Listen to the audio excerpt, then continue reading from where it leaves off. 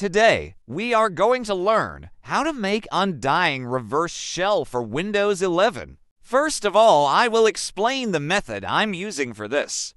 We need help from 3 websites for this: GitHub, Google Drive, and Direct Link Converter. This is our GitHub server, and this is our Google Drive. This is our victim's machine. This is our trigger file, which is we are going to run in our victim's machine. After we run the trigger file, it will run request.ps1, which is on GitHub server. Then it will download these 3 files into victim's computer. Now I will explain what these files does. The start.vbs will run Win6 for .bat when Windows started. Then Win6 for .bat will check whether device is connected to internet or not. After device connected to the internet, it will run user.ps1. User.ps1 is our reverse shell script, which will run the shell from GitHub. The good thing is that even if we update the reverse shell on GitHub, it will run updated reverse shell. So let's begin the video. I will put this file link on the description. Download it. After downloading the file, extract it. Then open the project file. These are the files that we need for this project. Now go to your GitHub account. Then click your profile and click on repositories. After that, click New. Now give a name for your repository.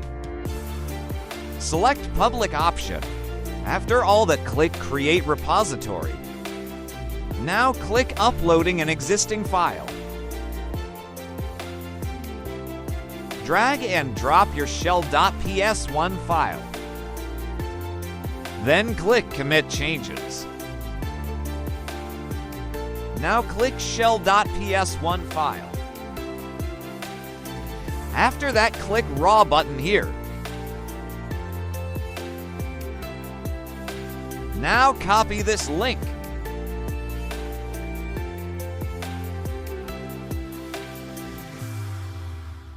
Open user file using any text editor. I'm using Notepad for now. Now paste your link here. Save the file and close it. Now we have to upload all these files into your Google Drive. So open your Google Drive and create a new folder. Now drag these files into your folder.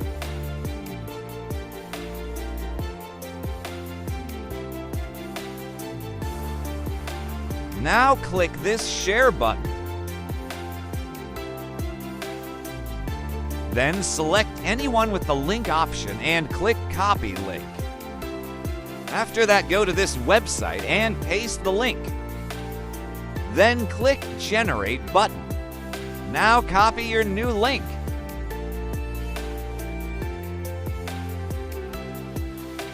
Open the req.ps1 file. Click Open. Now paste your new link here.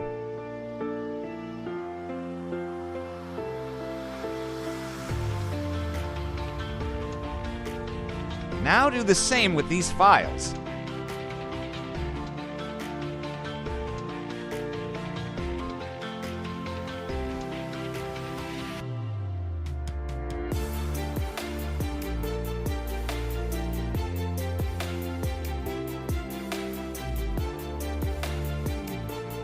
After that, save the file and close it.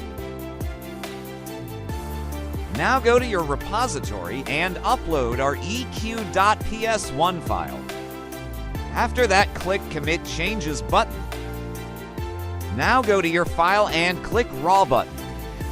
After that, copy the link. Now open the Tigger file and paste your link.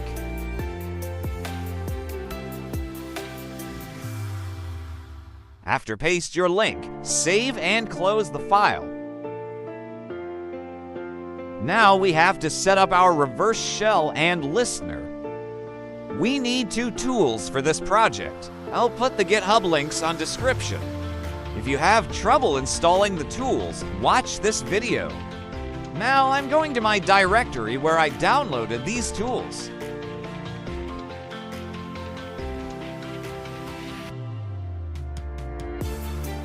Now type this command and press enter.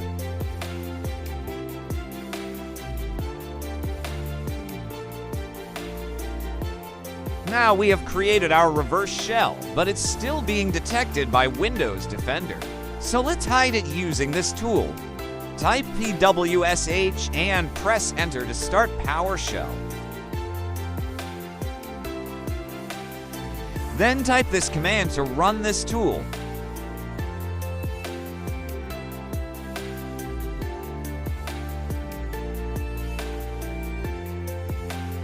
After that, copy the reverse shell and go to the folder where you downloaded the obfuscation tool.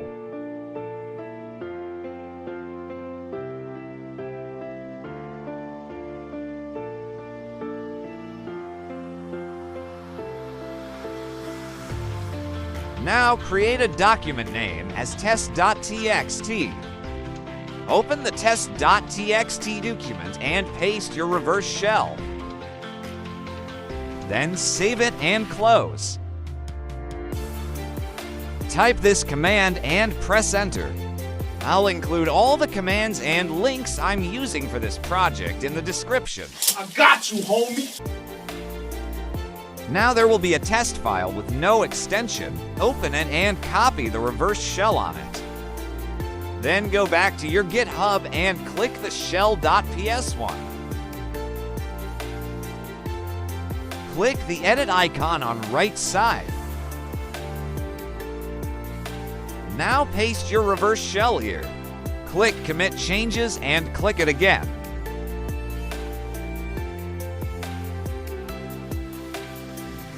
Now it's time to hide our trigger file. Open the trigger file.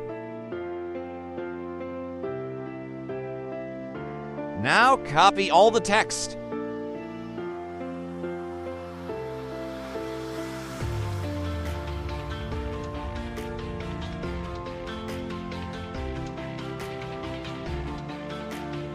Now create a shortcut file.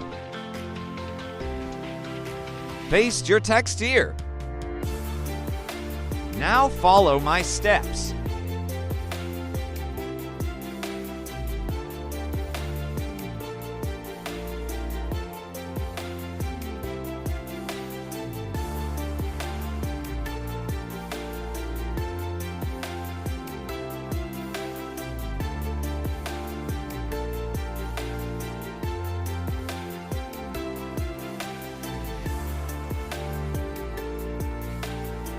Download an icon file and choose it.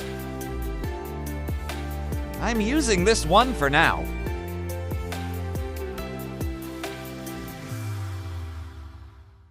This is just an example. There are many ways to hide a reverse shell, so try yourself.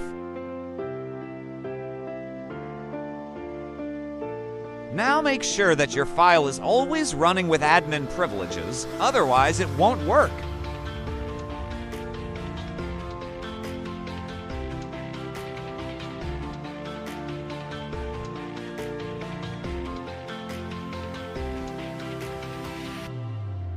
Now use this method to hide your exe extension. Icon is not showing because I delete the file.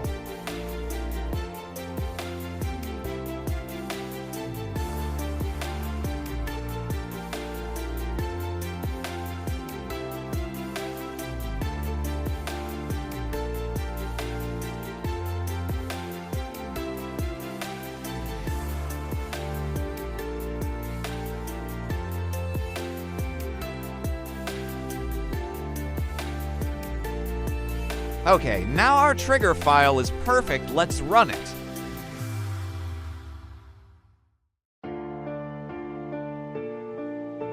After running the file, we should get a successful reverse shell. Okay, as you can see, we can have victims PowerShell on our Kali machine. Let's run some commands.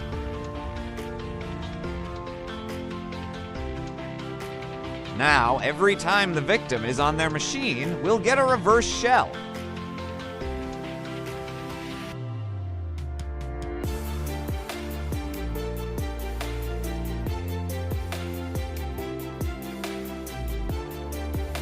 Okay, now if you want to delete these shell files on computer, use this commands.